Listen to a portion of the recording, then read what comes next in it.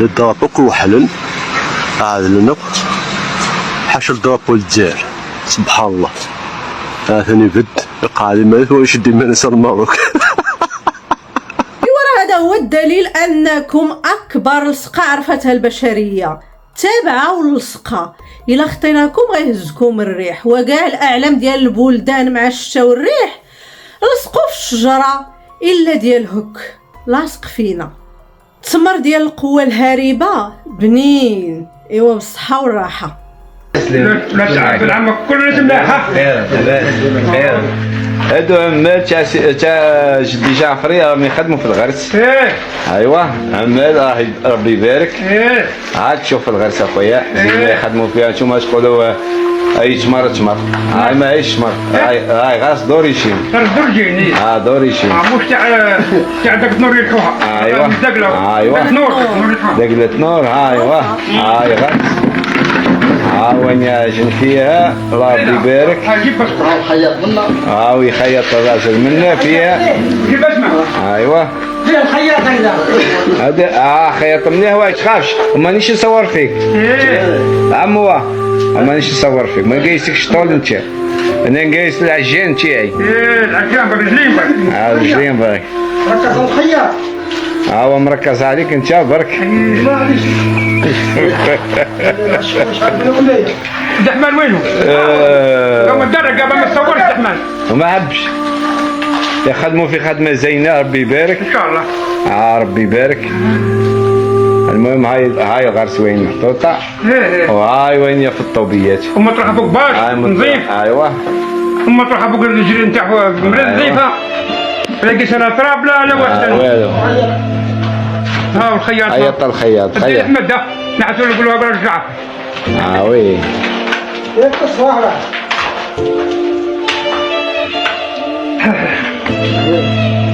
بابا كون جبت لك عتله، عندي عتله كون جبتها لك تخدم بها ما شاء الله.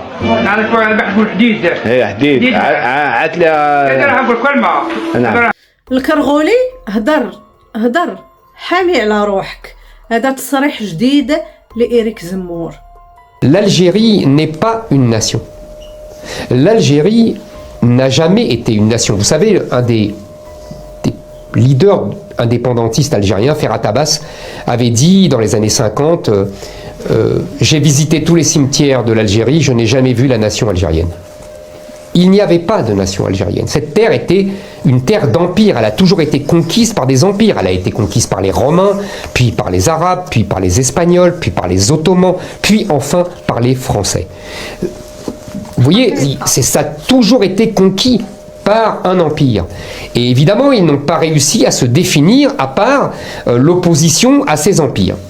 Dernière chose, contrairement à ce qu'ils prétendent, cette guerre d'indépendance n'est pas aussi glorieuse qu'ils le disent. Je veux dire par là que il y avait une armée qu'on appelait l'armée des frontières, mais qui est justement restée aux frontières, qui n'a jamais affronté l'armée française. On n'est pas dans le cas de l'Indochine, on n'est pas dans le cas de Dien Bien. Il n'y a pas de Dien Bien Phu algérien. Il n'y a pas de défaite de l'armée française face à une armée algérienne. Il n'y avait que des attentats commis par des terroristes qui tuaient des civils dans la rue, qui mettaient des bombes dans des cinémas et qui exécutaient des gens comme ça. ويلي على فضيحة. زمور قال باللي الجزائر لم تكن أبدا أمة، بل كانت عبر تاريخها تابعة لإمبراطوريات خارجية، ودازوا منا الرومان والعثمانيين ثم الفرنسيين، ولم تكن دولة اسمها الجزائر. وحتى حرب التحرير حتى هي لم تكن ابدا كما كيصوروها. حرب التحرير كانت فقط عباره عن عمليات محدوده، فحال مثلا تفجير سينما او قتل شي فرنسي في الشارع او قنبله في شي بلاصه. اما المعارك ما عمرها ما كانت. ايوا هادشي اللي عطا الله يا بو صبع. ايوا يا تبون شحال قدك تدخل الناس للحبس باش ما يهضروش. À Alger, un régime cupide et brutal vient pourtant d'arrêter Boualem Sansal, un Voltaire arabe, un Voltaire algérien et un Voltaire français. Alors pourquoi ce silence oppressant de votre gouvernement? On nous explique que la diplomatie, pour être efficace, doit œuvrer discrètement. Mais l'arrestation, Sans doute les mauvais traitements et la probable condamnation d'un homme de 75 ans qui est l'un des meilleurs esprits de langue arabe et de langue française n'a pas été discrète et n'est pas le fait d'un groupe terroriste. Elle est au contraire pour un régime le moyen spectaculaire de faire taire l'esprit critique, d'intimider les Algériens amoureux de la liberté, les Kabyles que Boualem Sansal a défendus, et aussi d'intimider les millions de Franco-Algériens qui doivent, eux aussi, apprendre à se taire. Cette arrestation est aussi un moyen, Monsieur le Premier ministre, de défier et de tester notre pays. Depuis combien de décennies faisons-nous semblant de ne pas voir que ce régime nous méprise et méprise notre faiblesse? Il est temps que la culpabilité change de camp. Boualem Sansal est un ami. Boualem Sansal est un compatriote. Boualem Sansal est devenu un symbole. La France, l'Algérie et le monde nous regardent. Que vaut la protection du passeport français? Je vous le dis, ramenez-nous Boualem Sansal vivant, sans quoi le monde entier verra que vous aurez rompu le pacte 20 fois séculaire entre la liberté du monde et la France. استقبل ناصر بوريطة اليوم بالرباط وزير هنغاريا الذي اعتبر أن مبادرة الحكم الذاتي المغربية تشكل وبدون نقاش الأساس الأكثر مصداقية للنزاع المفتعل حول الصحراء المغربية. وهذا الموقف هذا تم التعبير عنه في بيان مشترك وتم التوقيع عليه بالرباط في مباحثات جمعات بين الوزيرين. وفي نفس السياق قال الدبلوماسي الهنغاري أن هنغاريا كتدعم تعزيز الشراكة الاستراتيجية بين المغرب والاتحاد الأوروبي وأن المغرب وهنغاريا عازمان على تعزيز شراكتهما في جميع المجالات. يا وحنا القوة الهاربة حبينا نعملو كيف ما عمل المروك في معرض مراكش برك. الكراغلة يعرضون طائرة بدون طيار في معرض عسكري بالجزائر ليتبين أنها مجرد لعبة ديال الدراري الصغار عباد الله وكتباع. De l'ISNAR, qui est venu de Cannes ce matin, parce qu'il a écrit au président de la République. Monsieur le président de la République a-t-il écrit à la suite de l'arrestation le 16 novembre dernier du grand écrivain Boualem Sansal, le conseil municipal de Cannes, réuni ce jour, a tenu à s'exprimer avec toute la solennité requise, sa consternation et son indignation. Et on va pouvoir évoquer avec lui. Alors, comme il a pris un avion ce matin et qu'il est un peu en retard parce que il y a des embouteillages à Paris, ça peut arriver. Il est sur le chemin. Mais, nous l'avons dit dès hier, Vincent Arouette. Mais je suis très prudent là-dessus et pour le coup, je ne veux pas être accuser le gouvernement, ni la parole est officielle, parce que j'y vois une stratégie de ne rien dire sur Boualem Sansal. Parce que ce qui est vrai, depuis 10 jours, ça fait 10 jours maintenant, qu'il a été embastillé. Pas de réaction officielle du président de la République, sauf l'entourage qui a communiqué. Pas de réaction officielle de Michel Barnier. Pas de réaction officielle de Rachida Dati. Donc, j'y vois... Vous avez carrément oublié le ministère des Affaires étrangères. Exactement. Mais pour tout vous dire, ça ne peut s'expliquer que par une stratégie que je peux... Pas subtil forcément, mais en tout cas que je peux comprendre et je n'ai pas envie d'accuser le gouvernement et les officiels. Est-ce que j'ai raison, Vincent Herouet? Je crains que vous ne confondiez le gouvernement légal d'un État souverain, l'Algérie, avec des coupeurs de route du Sahel, les preneurs d'otages du Liban, les djihadistes Donc il y aurait dû y avoir réaction.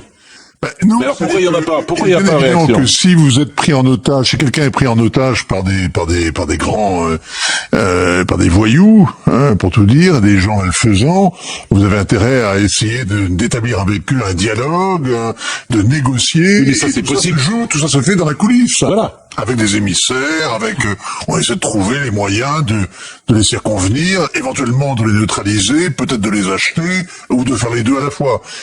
Là, on est en face d'un gouvernement. C'est un État. Donc il y a un dialogue d'État à État. Il n'y a aucune raison de se cacher. Il n'y a aucune raison. Alors pourquoi? La peur. La peur. Pas d'autre raison. La peur. Et pourquoi est-ce qu'on a peur? Peur de quoi? Parce que, quelque part, Boualem Sansal, on ne sait toujours pas d'ailleurs de quoi il est inculpé. Où est-ce qu'il est? Qu'est-ce qu'il fait? Il a été présenté à un juge. Il est à l'hôpital. Il est en garde à vue. Toujours. Mais vous n'en savez rien. Bah Non, il y a une rumeur qui garde à vue. prétend qu'il Il est a en été... garde à vue. Vous voulez écouter qu'on écoute Monsieur Benedetti qui visiblement, avec quelques informations, Arnaud Benedetti, qui d'ailleurs a pris la tête d'un comité de soutien, mais il y a beaucoup de gens. Moi, j'ai vu l'Académie française. Je trouve formidable si l'Académie française acceptait, sans le parcours initiatique habituel, La proposition Boilem- de Christophe Ruffin par le président de la République Oui. lui-même au mois de juin dernier. Et c'est pour ça qu'il est aujourd'hui en prison. Alors, Arnaud Benedetti vous dit, c'est l'article 87. L'article 87 en Algérie punit de la peine d'ailleurs, de la peine capitale, tout terroriste. Et le terrorisme, ça commence avec terrorisme subversif, tout acte portant atteinte à la sûreté de l'État, à l'intégrité du territoire, à la stabilité ou au fonctionnement des institutions. Qu'est-ce qu'a fait Boualem Sansal? Il a raconté que l'histoire officielle était une légende, qu'en fait il n'y avait pas d'Algérie avant la colonisation, et qu'en tout cas l'ouest du territoire était à l'époque sous l'autorité du roi du Maroc. Ce qui est exact. Il n'y avait pas d'Algérie avant la colonisation. Ça, c'est un débat historique, vous pouvez... C'est exact ou pas? Abdelkader vient de cette région-là, Oui. mais Salih Hadj, qui est aussi une des grandes figures de l'indépendance, de nationalisme algérien, en venait aussi. Donc évidemment, ça titille quelque part. Mais il y a sur toute l'histoire de l'Algérie, des origines jusqu'à la guerre de libération, ce qu'on appelle la guerre d'indépendance ici, il y a, une histoire qui est tellement bétonnée, qui est impossible à remettre en cause, et le fait d'y donner un petit coup de couteau, c'est une blessure épouvantable pour le régime algérien. Mais ça, c'est le prétexte. Il y a des termes qui étaient juste un mot, c'est un prétexte. La vérité, c'est que il est l'otage de la relation minable que la France entretient avec le gouvernement algérien, parce que... Oui, mais c'est pas du fait de la France. Mais la France, elle a été tellement incertaine, tellement hésitante, tellement indécise, tellement... La ligne française est incompréhensible. La ligne... Oui, mais il n'empêche... est Mais incompréhensible. j'entends bien, enfin c'est pas nouveau quand même. Mais si, ce qui est nouveau depuis l'été dernier, il se passait deux choses l'été dernier. Boualem Sansal était fait français, d'une part, et par ailleurs... Mais que Monsieur Boualem Macron Sansal- a reconnu, Oui. comme ça, au creux de l'été, Oui. la marocanité du Sahara occidental. Oui. C'est le territoire que ce... Mais est-ce qu'il a raison? Qui... Bah, en l'occurrence, est-ce que c'est exact?